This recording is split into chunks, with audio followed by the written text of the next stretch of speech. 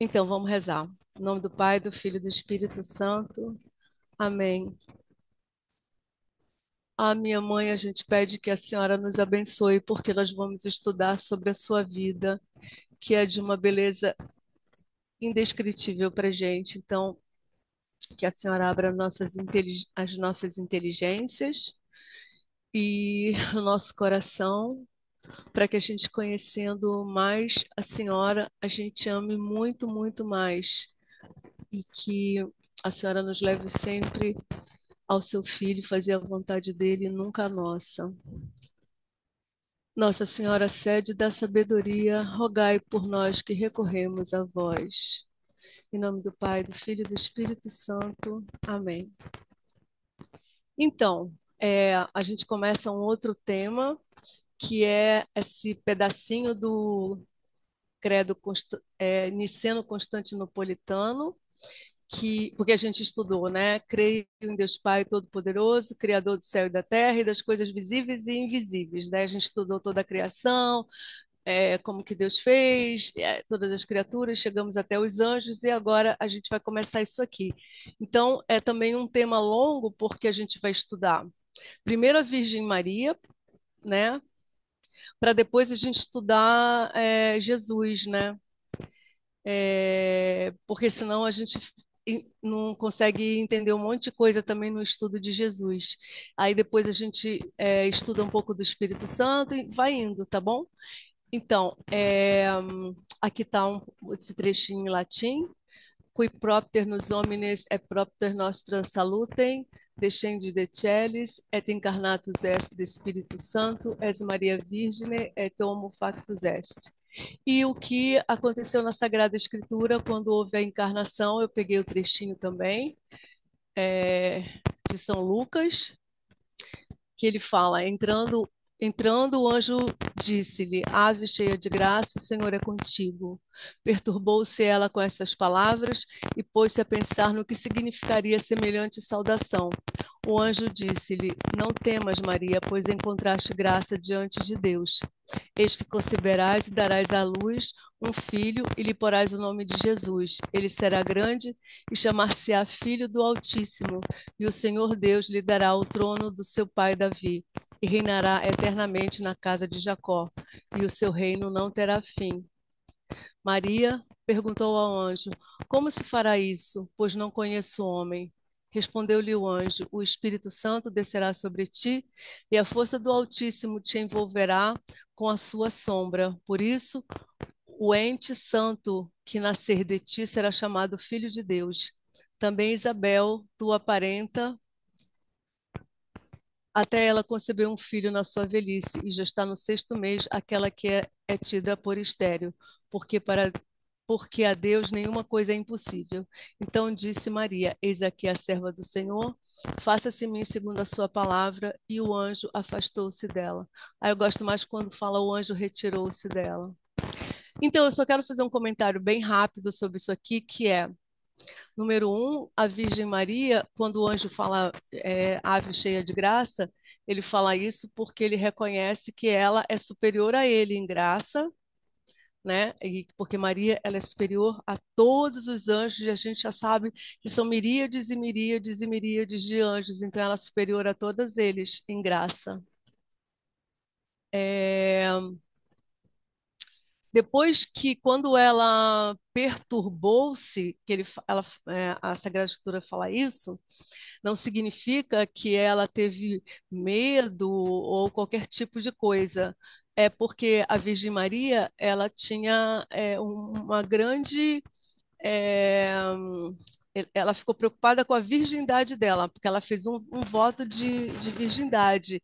Então, ele fala que ela vai gerar um filho, e aí ela, ué, mas como assim, né? Eu fiz um voto de virgindade, não conheço homem, porque apesar dela, nesse momento, eu li já em alguns autores que ela já estava comprometida com São José, mas ele também fez voto de virgindade, então ela já sabia que eles não iam ter é, é, relações, né? Então ela ficou preocupada. Então foi quando o anjo explicou para ela como é que a coisa ia acontecer. Depois, claro que imediatamente quando ele falou é, quem é que iria encarnar nela, ela sabia imediatamente que ela seria a mãe de Deus, né? Então, veja, ela não teve nenhuma reação de preocupação com isso. A preocupação dela foi com relação à virgindade dela. Por quê? Porque como ela é perfeita e não tem o pecado, ela não e ela foi perfeitamente, correspondeu perfeitamente ao desígnio de Deus, ela não se preocupou com isso. E ela também, só para ver como, o quanto ela é plena de graça, né, e perfeita, ela não teve aquela reação que qualquer um de nós imperfeitos teríamos, assim, tipo, ó, eu não mereço, eu não sei, peraí, me dá 2 dias para pensar, né? A reação dela é imediatamente sim. Ela só queria que explicasse como que ela ia manter a virgindade dela, né? E aí ela imediatamente fala Fiat, né? E na hora que ela fala Fiat, ela engravida, ela concebe. É imediato, né? Ela disse sim, e Deus, o Espírito Santo veio sobre ela. É lindo porque nessa hora que o anjo retirou-se, ela ficou sozinha, né? Porque ela ainda demorou um pouquinho para ir ver Santa Isabel, apesar dela ter sido pressurosa, mas a gente pode depois imaginar assim como que essa Santíssima Mãe é, meditou sobre o que estava acontecendo com ela, né? É provável que tenha entrado em êxtase, né? Porque ela era muito santa. Provável que porque como ela é a rainha de todos, né? Então ela é rainha dos mártires, dos doutores, dos confessores. Então a inteligência dela é superior de todos eles. Então, e ela também é a sede, né, da sabedoria. Então ela sabia perfeitamente o que seria a mãe de Deus. Perfeitamente, ela sabia perfeitamente o que iria acontecer com o filho dela, que ele seria crucificado, né? Porque ela era uma grande conhecedora das Sagradas Escrituras. E eu li esses dias num autor que ele fala assim: quando ela leu Isaías, ela compreendeu mais Isaías do que o próprio Isaías quando o escreveu. Então, as pessoas às vezes falam da fé de Maria como se fosse uma coisa tosca, mas a fé de Maria era uma fé absolutamente iluminada por essa sabedoria que ela tinha, né? Ela era muito humilde, mas ela não era tosca, né? Ela não era, ela era inteligentíssima, claro. Porque como que ela não seria, né? Se ela é plena de graça, todas as potências dela estão em máxima, como fala, plenitude, né? Então, ela quando ficou um tempo no templo, ela aprendeu tudo da Sagrada Escritura e ela foi preparada e ela rezava pela vinda do Messias, que já havia uma profecia que ele estava próximo. E na verdade, o que ela pedia era para ela ser serva da mãe de Deus, né? Isso é muito lindo. No final, é ela que era a mãe de Deus, né? Então, ela é de uma beleza impressionante, mas a gente não pode se enganar de que ela teve qualquer tipo de medo ou qualquer coisa assim, né? A preocupação dela foi apenas com a virgindade dela, porque ao contrário da gente, quando ela faz um voto para Deus, ela é um voto até o martírio, se precisar, né? Porque como assim? Se eu fiz um voto para Deus e agora vai ser tirado como, né? Ela não duvidou, ela só perguntou, mas como, né? No que ele respondeu, ela entendeu perfeitamente. Engraçado que ela também não se assusta porque é um anjo que aparece para ela, porque ela também sabe dessas realidades sobrenaturais, né? A gente não vai poder dizer que ela tinha visões assim e tudo mais, mas que ela tem conhecimento, ela tem, né? Então, esse autor que eu fiz essas aulas, ele, ele fala que o conhecimento dela não é assim um conhecimento científico, tipo assim, como é que se faz a bomba atômica que no século não sei o que vai ser feito. Não é isso. Mas tudo que diz respeito à criação de Deus e à salvação do homem, ela tinha um conhecimento e uma inteligência superior a todos, né? O que diz respeito à santificação das almas e tudo mais. Então, ela é rainha dos profetas, então ela é superior a Moisés, ela é superior a tudo. Todos, né? A Abraão, tudo que veio antes dela, ela é superior, né? Ela está acima de todos os anjos e todos os santos, não os canonizados, que não é isso que a igreja diz, é todos os santos que já morreram e estão todos no céu. O céu inteiro ela é superior, né? Aos anjos todos ela é superior. Então a proximidade dela com Deus é imensa, imensa, assim, que a gente não consegue nem entender o que que é. Então, eu quero mostrar para vocês que eu estou lendo esse livro aqui. Quer dizer, já li, já fiz o resumo. Carlos, não é para você ler esse primeiro, eu vou te dizer qual é o que vem antes. Calma. Esse aqui é depois. Antes desse tem, já vou dando, ó. Glórias de Maria. E antes dele, esse aqui, ó. Eu acho que você vai gostar bastante desse, Carlos. Você também, o Jaque. Porque ele fala exatamente as coisas mais importantes desse, mas de uma forma mais fácil de compreender. Esse aqui é do Garrigou Lagrange, que a gente gosta muito dele, e são todos dominicanos, né? Menos o Santo Afonso, que não é dominicano. Bom, vamos lá. Então, e o Verbo se fez carne e habitou entre nós. Isso é uma coisa linda, né? Então, vamos começar a Mariologia, o estudo da bem-aventurada Virgem Maria. Assim também foi gerado no seio da Virgem no tempo de quem recebeu sua santa humanidade. Aquela coisa que a gente sabe que ele é carne da sua carne. Assim como o Verbo está sempre sendo gerado no seio do Pai na eternidade, e é a sua palavra, portanto, Deus como ele, Deus de Deus. Eu fiz esse paralelo aqui sobre essas duas citações que tem no livro, porque o Deus, ele gera desde a eternidade até né, ele vai ser sempre gerado o Verbo, ele é gerado no seio do Pai. Essa é a realidade da Santíssima Trindade, né? O Pai gera o Filho infinitamente, né? O Filho é a palavra do Pai.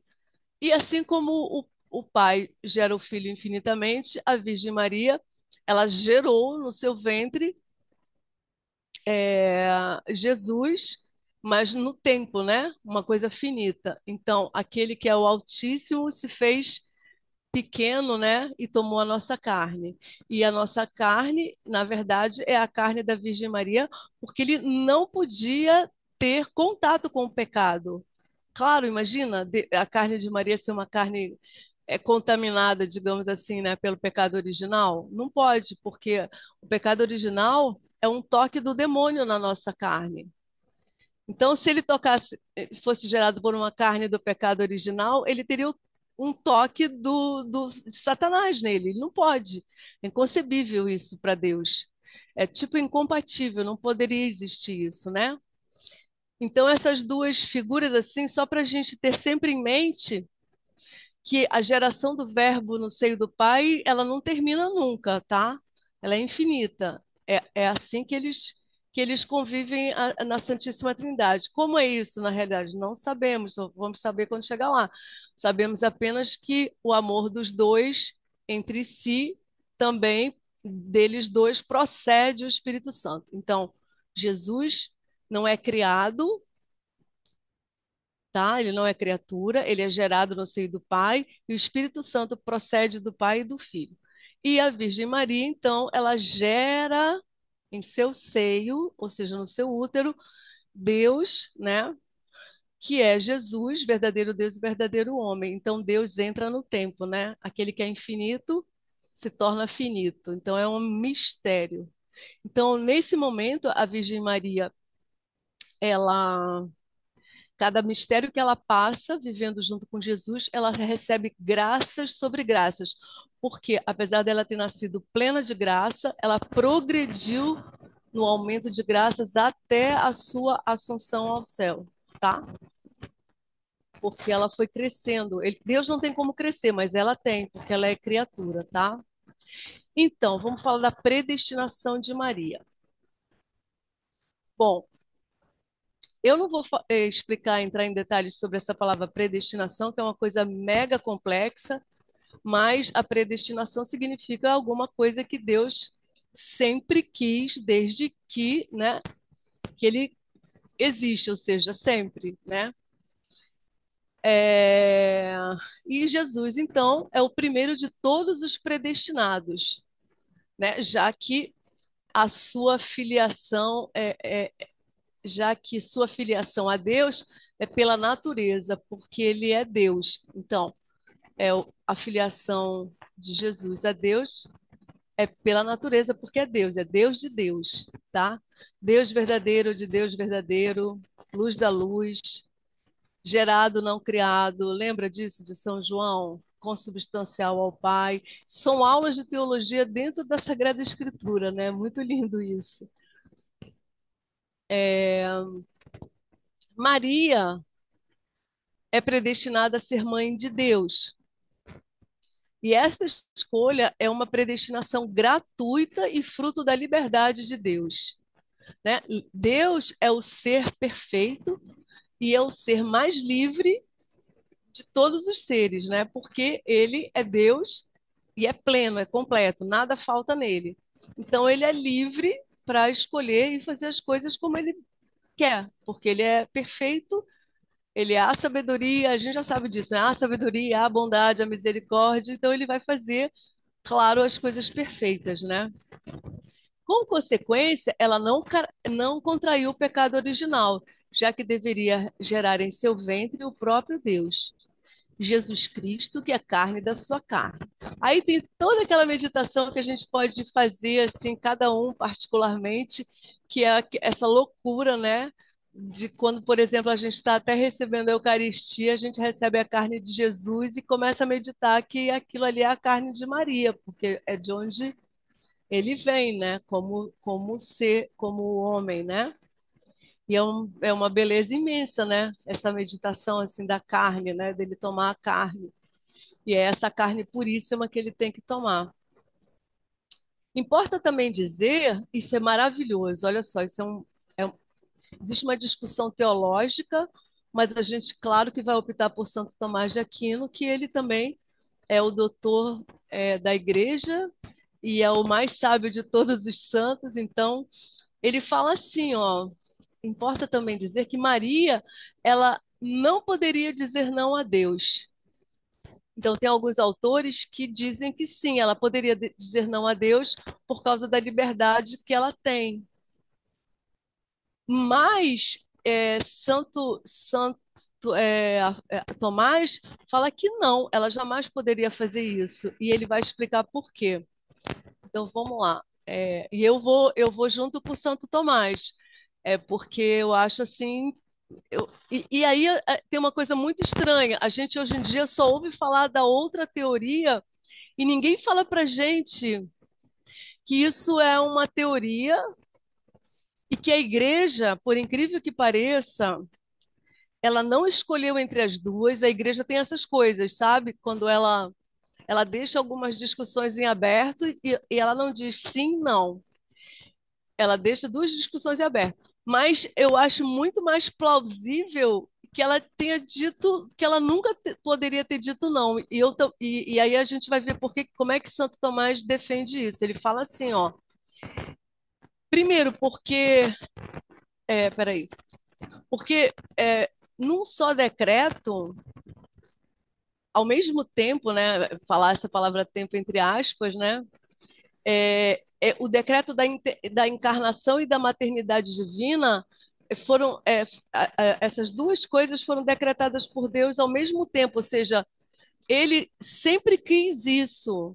Então, você imaginar que a Virgem Maria poderia dizer não, seria tipo assim, ué, mas Deus não decretou que seria assim? Como que pode uma criatura que seria mãe de Deus e que é perfeitíssima ia virar e falar assim, não, não estou afim, não quero, assim, mesmo que seja uma possibilidade assim, 0,0001 em 1 bilhão, você fala assim, não, ela não diria não para Deus. Então, eu fico com isso, né? E a maioria dos padres falam o contrário, tá? Eles falam defendendo a liberdade, dizendo assim, não, ela poderia dizer não, ainda que ela não disse. E eu falo assim, não, eu vou com Santo Tomás, não sei vocês, mas eu nem sei quem são os outros teólogos, mas eu nem vou estudar isso, nem vou entrar nessa história. Só vou dizer, repetir o que Santo Tomás fala. Então, ele também fala assim, ó, porque Deus lhe deu a graça eficaz para o seu sim, sem tirar a sua liberdade. E o incrível é que esse autor, o padre Garrigou Lagrange, ele fala assim: o fato de eu não saber como Deus faz uma coisa não quer dizer que ele não fez. É porque isso não está ao alcance da minha inteligência. Como é possível Deus dar uma graça eficaz sem tirar a liberdade de Maria? Aí esses teólogos que defendem a liberdade vão falar assim: ah, não sei. Então, o fato é que nenhum ateu que fala assim, eu não acredito em Deus. Tá, você não acredita, mas isso não muda em nada a realidade de que ele existe, né? Então, para mim é o mesmo nível. Tipo assim, bom, você não entende como é que Deus fez para não tirar a liberdade dela e fazer ela dizer sim, sem chance dela dizer não. Mas o fato de você não entender como Deus fez isso não quer dizer que ele não tenha feito, né? A nossa inteligência não alcança muita coisa, né? Então ele fala que Santo Tomás diz que a vontade de Deus é soberanamente eficaz e não somente se segue que o que ele quer eficazmente se realiza, mas se realiza como ele quer. E ele quer que certas as coisas aconteçam necessariamente e outras aconteçam livremente. Isso é super interessante que Santo Tomás fala. Por exemplo, a nossa vida são vidas onde as coisas acontecem livremente. A gente faz a opção pelo pecado, né? Mas no caso da Virgem Maria, necessariamente ela precisava dizer sim. É como se você também brigasse com a onipotência de Deus, né? Dizendo assim, não, não, a graça que ele deu para ela não foi tão eficaz assim. Como assim? Ele é Deus, ele vai fazer o que ele quer, não é não? Vocês entendem como é que é essa discussão? Vocês entenderam a profundidade dela? E o que que vocês acham? Vocês estão mais para ficar junto com Santo Tomás ou pensar como os outros teólogos que falam assim, não, não, não, ela pode ter dito não, ainda que nunca disse. Eu acho que a liberdade, tipo assim, Nossa Senhora, né? Ela era tão plena de tudo que e tão ordenada que ela não iria dizer Eu não, também porque ela acho, tinha ela não iria. consciência, né, do que era Deus, Do do que que é era ser, Deus e do que sim, é e daquela eu e também, daquilo que ela estava ouvindo, que ela estava recebendo, daquela mensagem que ela estava recebendo. sim, sim, sim. Claro, eu também concordo com isso. E é Santo Tomás que defende disso. Se ela era plena de graça, se Deus é onipotente, então ele fez com que ela dissesse sim e não tirou a liberdade dela, mas ele sabe fazer, Porque né? entrar nisso daí, porque, tipo assim, me parece, né, até assim meio óbvio, por quê? Porque como Jesus era verdadeiramente homem e verdadeiramente Deus, então ele também poderia ter afastado o cálice dele e falado assim, ah, não vou fazer mais nada disso não. Seria como se fosse fazer a mesma coisa, né? É, a gente poderia ir até o fim do mundo, né, nessa discussão. E eu acho que É tem um uma looping, diferença né? Não, é por uma ele coisa que ser não faz, Deus. né? Tipo, é looping, né? É um... E eu acho mais ainda, eu acho que esse tipo de discussão, num tempo que onde as pessoas são tão sem fé, eu acho que você tira delas a possibilidade delas olharem e falarem assim, gente, Deus é muito onipotente, é isso mesmo, Mas, é né? só, na palavra, ela se manifesta, ela diz sim, né? Então, de fato, ela fez uma escolha. Mas, por outro lado, ela era pura, ligada a Deus. Me parece que a escolha dela era naturalmente essa. Óbvio, né? Sim, A conexão era tão Mas, grande que era uma sim. coisa óbvia. Não é, faria e sentido ela estragar os planos de Deus, né? Imagina. E na fé Mas vocês católica, imaginam que isso é uma discussão teológica? Olha que loucura. As a pessoas vão. gente lida na fé católica com aparentes contradições, né? É, E como mesmo você falou, a gente, por algum motivo, não percebe, mas na Igreja Católica isso é aceito. É que nem a Trindade, né? É um quadrado redondo, mas é a nossa é, fé. é. Então, ela, talvez, eu estou dando assim uma opinião, ela escolheu e, ao mesmo tempo, era, na, era certo, os dois. Mas isso E aí é como a parece uma gente coisa de ficar em colocar, cima do essa muro. vamos dizer assim, uma prova de múltipla escolha. Aí tem lá, 2 mais 2 é igual a É, 4, 5. Aí o é, óbvio, aí qual é o óbvio? Você escolheu o 2 mais 2 são é, 4. é. Então, é tipo É, assim, uma coisa que não tem dúvida. Mas veja, Quase se há vocês 10 minutos, perguntarem tá? para os mas, por outro padres, lado, estava escrito, sim, ela escolheu. sim, ela Faça-se, escolheu, foi uma faça-se a sua escolha. vontade. Vamos dizer assim, foi necessário ela verbalizar É. É, isso. E aí isso ela fez, ela verbalizou. Mas olha qual mas é a a pureza, o explicação. grau A de união com Porque se ela Deus explicação. não é verbalizasse, ia ali. parecer que era uma coisa imposta. Sim, Eu acho que sim, foi a sim. Flávia mesmo que disse há algum tempo, bastante tempo atrás, que para ela a liberdade era escolher Deus. Sim, É, Que isso! A você é livre. liberdade é escolher Deus, não é sempre. escolher o Né? mal. Agora imagina isso. Nossa Senhora tem 0,000% de chance dela pensar, titubear e ficar aquele Fiat assim, esperando. Você fala assim, cara, é óbvio que não.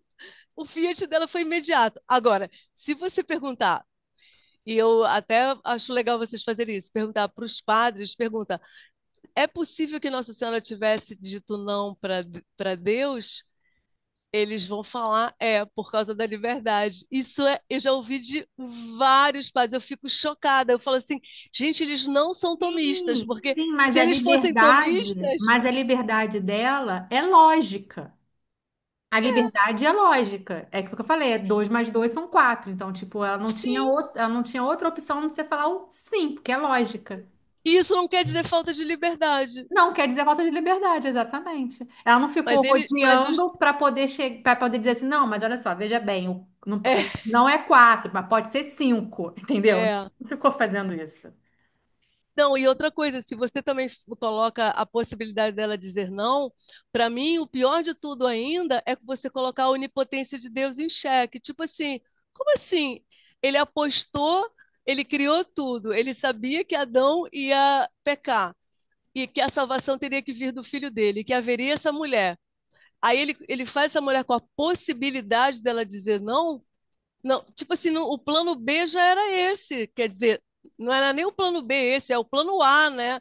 Porque o plano A é que Jesus viesse e a Virgem Maria também, não era nem o Adão pecar, que ele já sabia que isso ia acontecer. Aí você fala assim, gente, como assim? Imagina uma criatura, porque a Virgem Maria é uma criatura, ter a autoridade superior a Deus de falar assim, não, não, não, eu acho que eu não tô afim, não. Eu sou plena de graça, mas eu não quero. Cara, isso é Mas, muito louco, imagina isso. mas Deus também não se contraria. Então, pois é. Ele é Então, livre, ele nos fez a semelhança dele, ele não vai se contrariar. então, A onipotência dele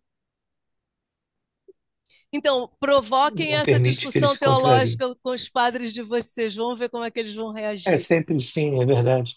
Eu estava A aqui gente, pensando quando você falava, eu